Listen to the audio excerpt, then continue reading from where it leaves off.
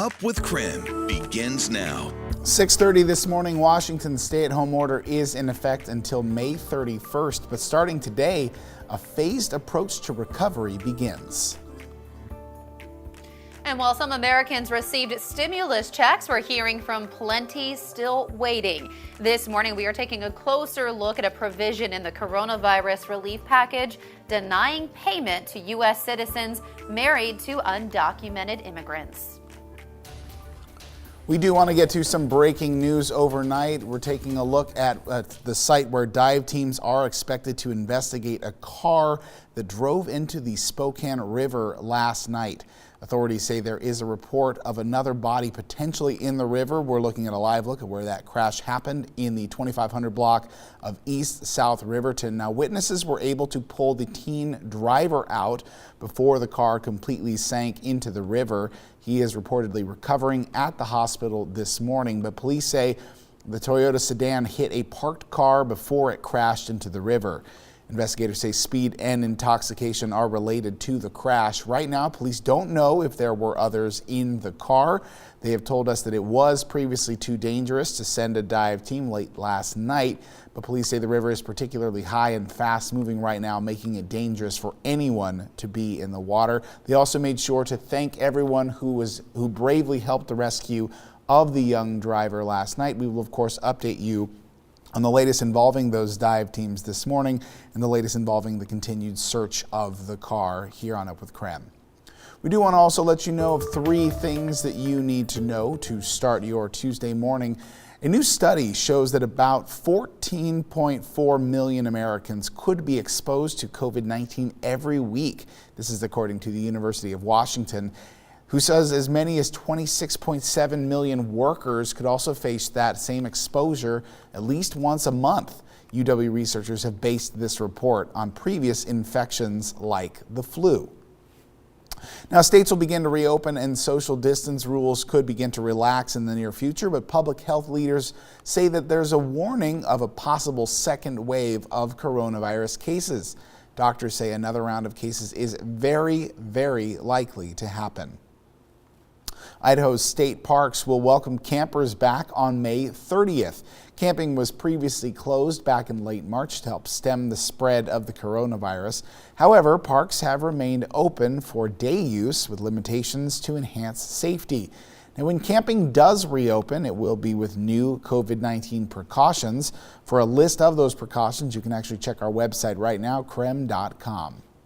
Moving on to Washington's stay-at-home order, which is set to be in effect until May 31st. Starting today, though, some restrictions will be lifted. Let's welcome back Jen York this morning, who walks us through the phases, starting with phase 1 of getting Washingtonians back to work and outside to play. Morning, Jen.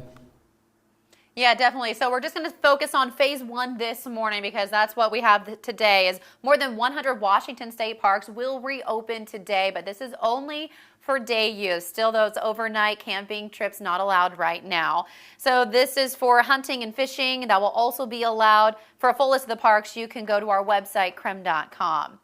County and golf courses, city and golf courses will also open. However, there are some restrictions. You can only play in 2-man groups unless all people are from the same household. And also under phase 1, more businesses are considered essential. This includes auto sales, retailers with curbside pickup, car washes, landscaping, housekeeping, and pet walkers. Large gatherings are still banned under phase 1. Yesterday, during an afternoon teleconference, state leaders made it clear reopening will be a long process. Landscaping, auto sales, retail, those others that are listed, we're working on that guidance. Hope to have it published soon, and they'll have to wait to open until we get that published. Now, if all goes as planned, if we still practice social distancing, state leaders say it's possible phase 2 could begin by June 1st, and that would include restaurants and hair salons reopening. Of course, that's something we'll continue to track. There's no firm dates. Those are just goals that state leaders want to reach. But again, they say we all still need to practice social distancing, and our stay home, stay healthy orders does still remain in place through May 31st. Well, this morning, working from home, we want to bring in Evan Arani for a look outside on our Tuesday morning. Good morning, Jen. Yes, a happy Tuesday to you and a happy Tuesday to everyone joining us from home or from work, wherever they're watching from. It looks like we're starting the day with some warmer temperatures compared to where we were yesterday, but still pretty chilly out there with mainly the 40s. It is 8 degrees warmer, though, in Spokane than just 24 hours ago. 12 degrees warmer in Coeur d'Alene than this time yesterday morning. 2 degrees colder, though, in Sandpoint. So it looks like some spots are seeing a little bit colder air. Moving to Future Tracker, where we do see a good chance of some showers moving in for tomorrow. I do want to note that for the rest of the day today, we're sticking with that trend of dry weather. Notice that low pressure system that is just pushing wave after wave of moisture in our direction. The prominent one to note is the one right off the coast of the Pacific at about 11:30 p.m. tonight. So that's late tonight into early tomorrow. By the time we wake up tomorrow into about 6, 7, 8 a.m., we're really going to see that system push waves of moisture in our direction across the Cascades, central Washington, eastern Washington, and by about 9:30 be in our area. So tomorrow going to be a breezy day and a showery day, though the next 12 hours do hold partly cloudy to mostly sunny skies out there. Temperatures in the upper 60s and low 70s, a high of 72 in Spokane. It looks like that sunset comes just after the 8 o'clock hour at 8:09 p.m., and we've already seen that sunrise, letting plenty of the sun in as those temperatures warm up. So again, today enjoy the dry weather before showers and breezy conditions arrive for tomorrow. We'll take a look at where we see your wind gusts and wind speeds go for tomorrow. We'll also be talking about a wind advisory that takes effect. I'll send things back over to you. Thank you very much, Evan. We'll keep checking in with you throughout the morning here at 6:37 now on your Tuesday morning. And a Seattle firefighter is sending love to his daughter, who is working as a nurse on the front lines all the way across the country in Georgia. This week, that firefighter teamed up with other firefighters in Augusta, Georgia, to thank his daughter for her service. Firefighters lined the hospital with posters and sirens, but as fate would have it, his daughter missed the salute because she was busy taking care of patients. Her co-workers and people at the hospital felt really good about it, so that's a big win. Yeah, like many nurses right now, his daughter is working 12-hour shifts and putting her own safety at risk to save other people. National Nurses Week kicks off tomorrow, and we want to give you a chance to thank your favorite nurses as well on the front lines. You can share a picture with us and a message to them by texting our text line at 509-448-2000, and we could see them here on Up with KREM this week.